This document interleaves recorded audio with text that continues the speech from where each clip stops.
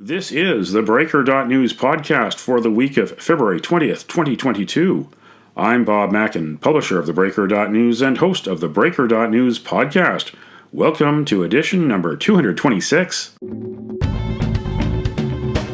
The Breaker is your source for news, opinion, and analysis about British Columbia issues, institutions, and influencers. Later, I'll tell you how you can support The Breaker. On this edition, headlines from the Pacific Rim and the Pacific Northwest, the Is It Just Me commentary, I award a virtual Nanaimo bar to a difference maker, and the Big Deal feature. The Genocide Games are over. What is the legacy of the Beijing 2022 Winter Olympics? What next for China, Canada, and the world?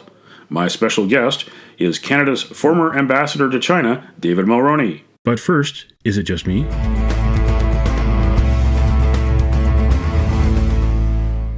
Is it just me, or does Canada have a problem with mobs? I don't mean the mob, as in the mafia. There's nothing new about that problem. But last week there were three, two, one. Is it just me, or does Canada have a problem with mobs? I don't mean the mob, as in the mafia. There's nothing new about that problem. Last week there were three incidents of mobs taking it into their own hands. A mob of protesters blocked the Pacific border crossing.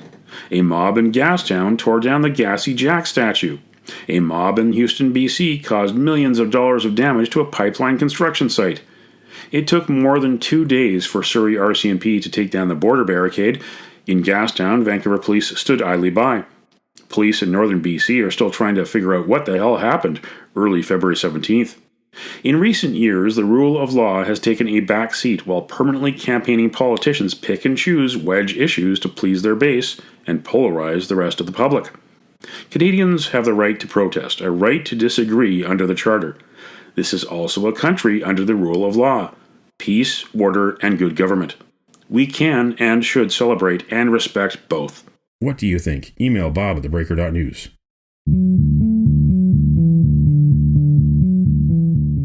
This is the Big Deal feature on the TheBreaker.news podcast. The Beijing 2022 Winter Olympics are over, the most controversial mega event since the Nazis hosted the Games in 1936. Held in China amid the coronavirus pandemic with Uyghur Muslims, Tibetans, and Hong Kongers suffering human rights abuse, and Taiwanese worried about their future. My guest is David Mulroney, who was Canada's ambassador to China from 2009 to 2012. Before he was stationed in Beijing, David Mulroney had stops in Taipei, Shanghai, and Seoul. He is a former advisor to the Prime Minister's office and head of the Canada-China Business Council. Today, he is affiliated with the Macdonald-Laurier Institute and Munk School at the University of Toronto. In Canada and the US, the Games were a TV ratings disappointment. There was even a campaign to boycott NBC and CBC. I started by asking David Mulroney what went wrong. This is an Olympic Games that's happening in the midst of a genocide that China is perpetuating, and I believe it to be a genocide from the personal testimony I've heard from the Uyghurs, the Muslim people who live in what is now the far west of China. I certainly think that's happening, that more than 1 million have been incarcerated, that there have been campaigns of forced sterilization, that families have been broken asunder, that forced labor is being practiced. So all these things are happening. And I think at some level, although governments have not responded uniformly, people are responding to this. So that's part of it. And I think also, as you've said, the fact that China is trying to manage the Games through its zero COVID policy means that they're very lifeless. There's almost nobody in the stands. And you're right, the thing that I think many people, myself included, liked in the past about the Games is the human interest story and the connection, human interest stories and the connection between the folks in the country where the Games are being held and the athletes. And you got a chance to know them. And I know you've been to Beijing.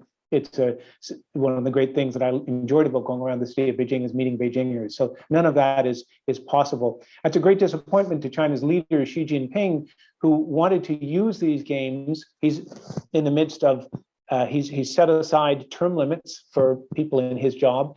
And he needs this year as an endorsement of his continuing very firm draconian rule. So the fact that these games haven't really kindled a lot of excitement, won't be seen as trend-setting, is more than a disappointment for him, but it's a deserved disappointment. Canada joined the USA and UK in a diplomatic boycott. No VIPs from the Canadian government traveled to Beijing 2022. Meanwhile, in Canada, local politicians continued to engage with the Chinese consulate at Olympic-themed events in Metro Vancouver.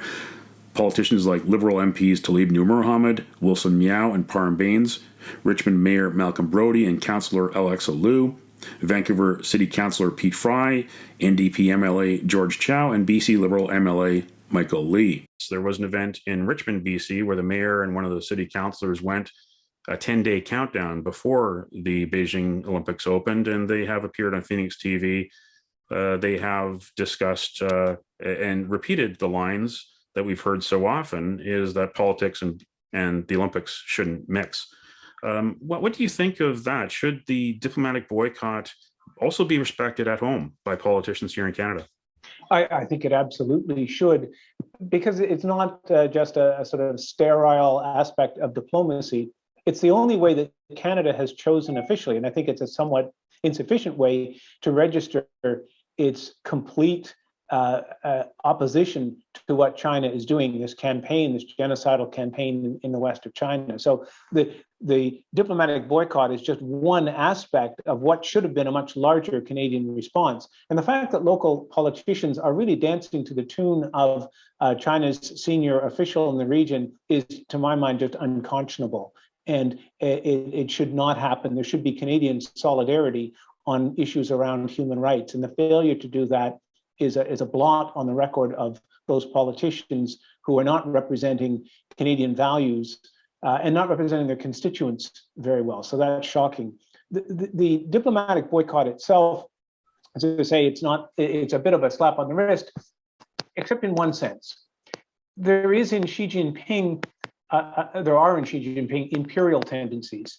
In some ways, he acts like China's rulers of old who would summon the world, like Lord Macartney, the first British envoy sent to open up Hong Kong. He was forced into a sort of a half kowtow before the emperor. But the idea was that you summon these people from vassal states. So that's not happening. The vassals aren't collecting this time around, which to me is a good thing. But other than that, the person who might have gone for Canada is our Minister of Sport, who holds about 2 other portfolios and is a very junior cabinet minister who's not mentioned that much in Canada itself. The unfortunate thing is we did send our team, and the maple leaf is flying, and the maple leaf is seen everywhere. And I think that is a failure. And what I think the issue is Canada's very good at identifying genocide in the past. As long as it's not on the watch of the people doing the identifying, they're very good at identifying it. It's really hard to speak up about a genocide when it's happening now if you're a politician, because China is capable of pushing back. There are all kinds of political ramifications. And although our parliamentarians rose to the occasion, the Prime Minister and the cabinet haven't. So I think that's a disappointment.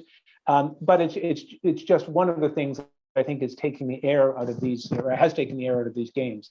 For 2008, China was trying to convey a message to the world that it was using the Summer Olympics to open up. What was the message that China used with the 2022 Winter Olympics? What was it trying to tell the world with these games? I think the message was very different. I think the other thing that was happening in 2008 was there had been a bloody crackdown in Tibet a few months before the games. And China saw the advantage of using the Summer Games as a way of, they use the term sports washing, of laundering its reputation through the razzle dazzle of the games. And it was partially successful in that. I would only say that they have since continued and doubled down on their oppression in Tibet. So it didn't change them in any way. But I think the message this time is we can commit a genocide. We can be committing a genocide, and you're still going to come because we're that powerful. And it's a message they're sending to their people. It's a message they're sending out to the world at large. We're so big that if we have these games, everybody better turn up, and everybody will turn up. So there's a lot of arrogance. There's a lot of the new China of Xi Jinping, the sense that they're now really aspiring to global leadership. And I think there's a lot in that. And Xi Jinping may be disappointed. I certainly hope he is. What do you think the legacy of these games will be, and what the world has learned about China since 2015, and especially what the world has learned about China during February 2022 when it was hosting these games? China is the dream candidate for the IOC, which cares about nothing other than making sure the games run and that the money flows and everybody who has a stake in it is happy. And China can do that because they'll do anything. And they showed that in 2008. And this time they'll literally move mountains, cut down forests, pump water into a desert, waste water in a desert to create snow, because they will suppress any rights to make sure that the city is quiescent, the people, there are no protests. So it's the ideal partner for the IOC. I think it's been so blatant this time that there will be a lot of questions about where is the Olympic movement going? If only dictatorships can host it, and China has lavished billions on the games. If only dictatorships can host it, why are we doing it? And there are interesting proposals about a permanent site and things like that. A couple of comments about the legacy of 2008. So I arrived in 2009, and I'll tell you one thing: the Bird's Nest was the big dramatic stadium that was used for the opening ceremony was never used. And one of the things that you pledge when you have the games is that you will use it. It'll become part of your sports life. As the Olympic Stadium in Montreal has taken a lot of flack, but it still gets used. The only time I saw it used while I was in Beijing was on the eve of the London Games in 2012. They had I think it was a British, someone from the Football Association in the UK came and played a Chinese team. And I think they did that before the games so that British reporters and others would say, oh, there's something going on in the Bird's Nest. So I guess it gets used a lot. And I would also travel all over China, and I'd see very expensive venues. The Chinese did a good job of scattering venues around the country, just not a very good job of ensuring that they were used in any way that the amateur sport would develop. And I think that was a complete failure, and nobody seemed to care. And then there was a lot of frivolous expenditure. So one time I arrived at the city that's at the very end of the Great Wall. So it's in the deserts of Western China, just before Xinjiang. And I got in late, got to my hotel room at about 11 o'clock, was dead tired, went right to bed. And within about half an hour, my curtains were illuminated. First, purple, then cherry red, then green and canary yellow, and the whole room was just vibrating with this color. And I had some eye shades on from the flight, and I put the eye shades on, managed to get to sleep. And I said to the guy the next morning, "What is this?" And he said, "Well, take a look outside your window." I called down to take a look outside your window. So I pulled the curtains, and there's a 9-story neon dolphin that pulsates with LED lights every night. That was the Olympic project of that town. And every town in China had a similar Olympic project. So it's a way of spreading largesse, creating a sense of national accomplishment, wasting a lot of money. And I think that maybe, if there is a legacy to these games, it'll be something like that. What next for Canada and the world's relationship with China after these Olympics, especially on the big global issues such as human rights? Will these issues ever be solved? Well, I think the immediate problem for Canada is, although these things are happening around the world, we've been slower to react than many of our allies. What's happened over the last, since Xi Jinping, the current leader of China, came to power, about 8 years ago, is that China has steadily moved up their forecasts. They've advanced their ambitions.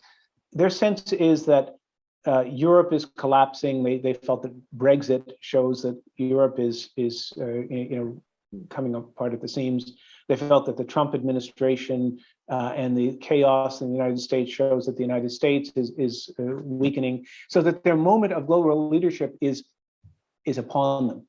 And that's why we're seeing China pushing aggressively in the South China Sea against Australia, daggers drawn with India, all kinds of disputes in Europe. They're doing what they normally don't do, which is they're taking on everybody at the same time. And that has included Canada.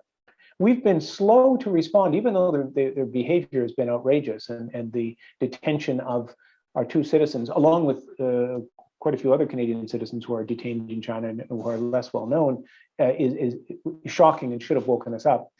And I think, not to put too much of a stress on this, but the Prime Minister in particular has been very slow to really understand China. He labored under a lot of naivete, and he's repudiated his statement just before he was running for office that China is the country he most admired. He admired its basic dictatorship.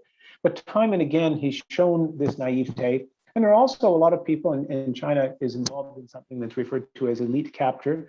People who make a lot of money from China, they're appointed to Chinese boards, they get lucrative contracts, free trips, their kids get scholarships, etc. And they have voices in Canada too. And unfortunately, those voices are still heard. So while we're beginning to wake up, we haven't woken up like the United States has, or like Australia, or like even the UK and some parts of Europe. And I think it will take something almost close to a crisis in our security, in our security environment, most likely, or perhaps in our relationship with the United States, where the United States says, are you with us, or are you going to try to find some middle way that doesn't really exist?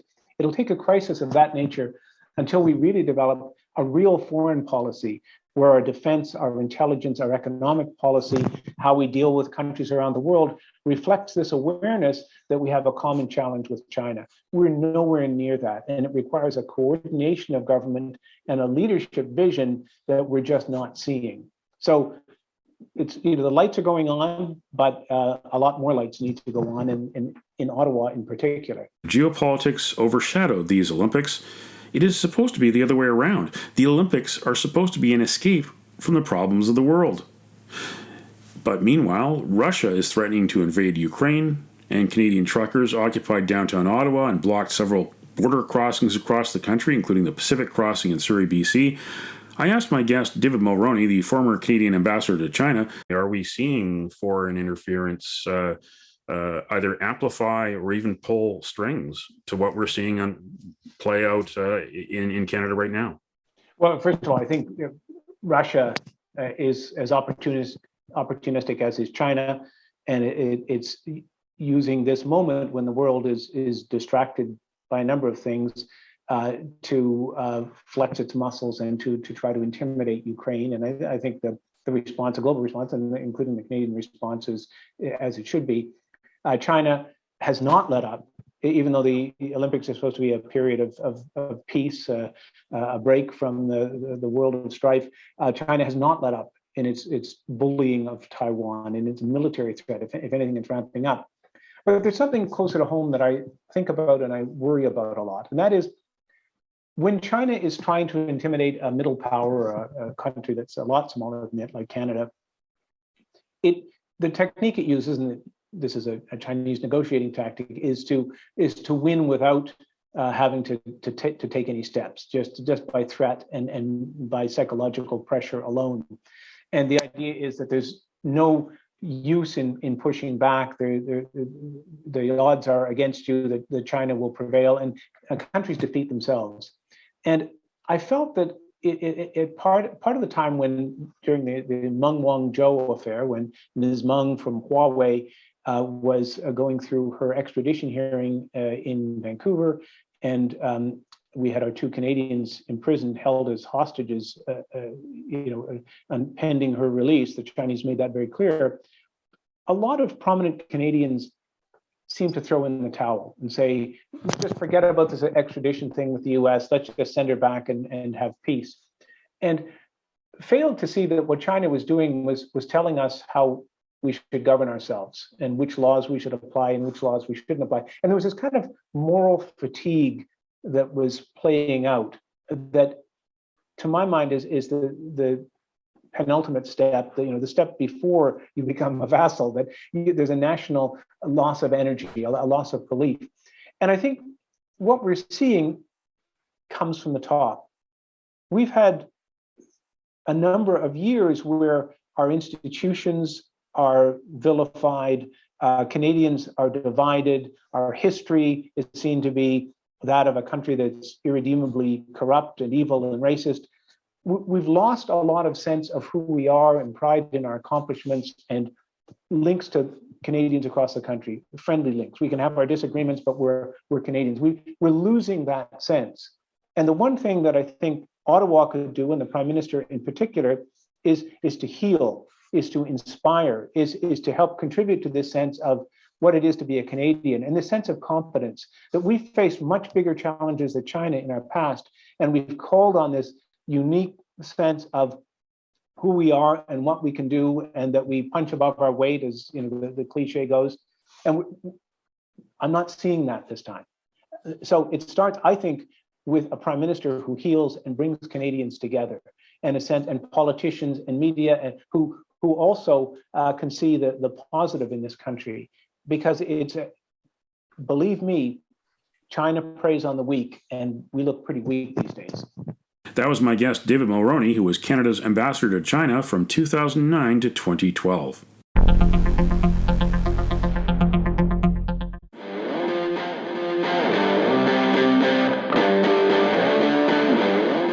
Now it's time on the TheBreaker.news Podcast for Around the Rim. We look at news headlines around the Pacific Rim. In Kyoto news, chances slim for easing of China's zero-COVID policy after Olympics.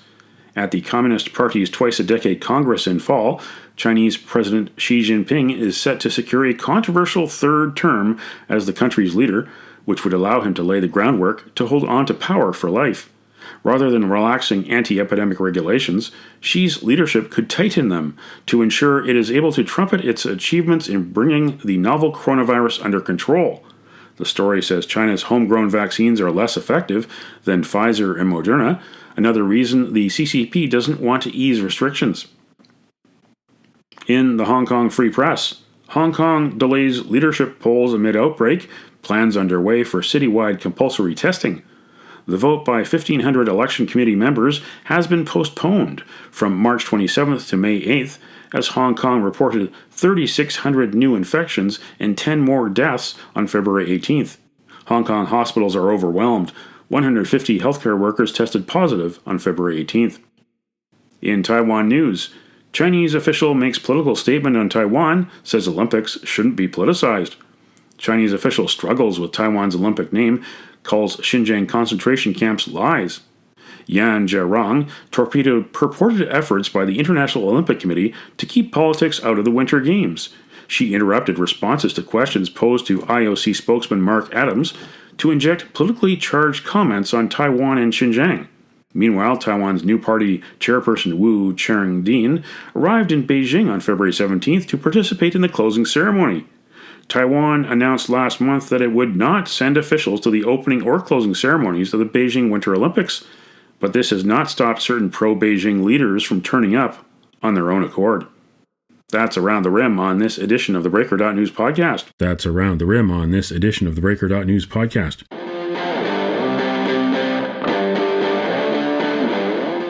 Now it's time on the TheBreaker.news Podcast for Cascadia Calling. We look at news headlines around the Pacific Northwest. In Cairo news, Inslee announces loosening of state mask mandate starting March 21st. Washington residents will no longer have to mask up in schools, childcare facilities, restaurants, bars, houses of worship, gyms, grocery stores, and other retail establishments. Governor Jay Inslee announced that masks are still required in healthcare settings such as hospitals and dental offices, long-term care settings, and correctional facilities. Federal law still requires masks on public transportation. The mask mandate began last August 23rd. In the Oregonian, stolen Portland Pickles mascot Dylan has been found, reunited with team. The baseball team's mascot was found on a TriMet bus. The person who found it said a few kids were messing around with the mascot on the bus, but left it when they got off.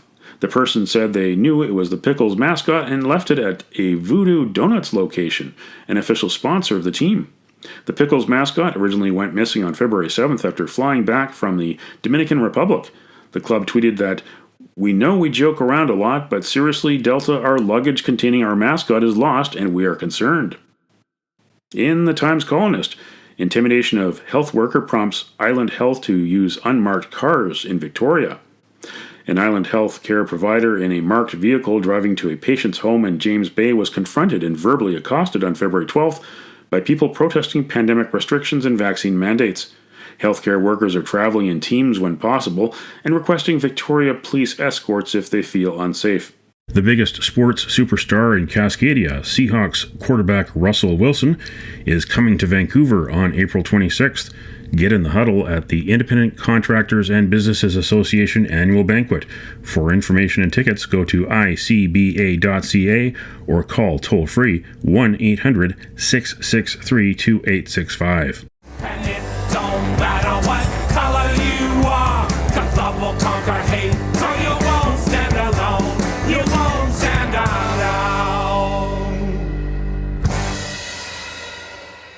The virtual Nanaimo Bar, brought to you by Spruce Hill Contracting. Every week we end the Breaker.news podcast on a tasty note by awarding the goodness of a virtual Nanaimo bar to people making a difference.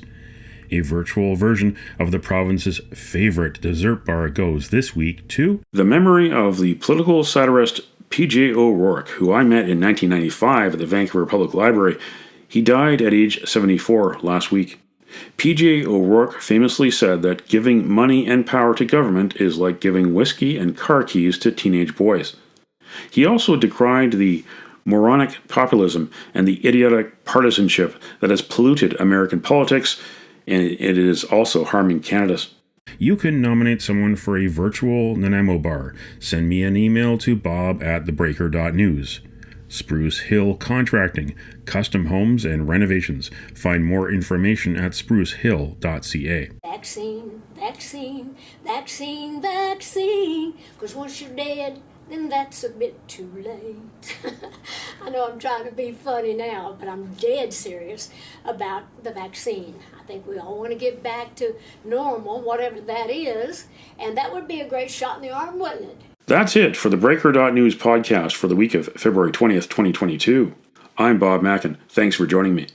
Did you know that on the 20th of February in 1905, the U.S. Supreme Court upheld the Massachusetts smallpox vaccine mandate? Now you know. Send me your feedback. Send me your story ideas to bob@TheBreaker.news. Bookmark TheBreaker.news. You can also find us at TheBreaker.ca. Sign up for the email newsletter and get updates to your inbox. For news as it happens, follow The Breaker News on Twitter and visit TheBreaker.news on Facebook. You can support The Breaker for as little as $2 a month. For more information, go to patreon.com/TheBreakerNews. That's patreon.com/TheBreakerNews. Until next week.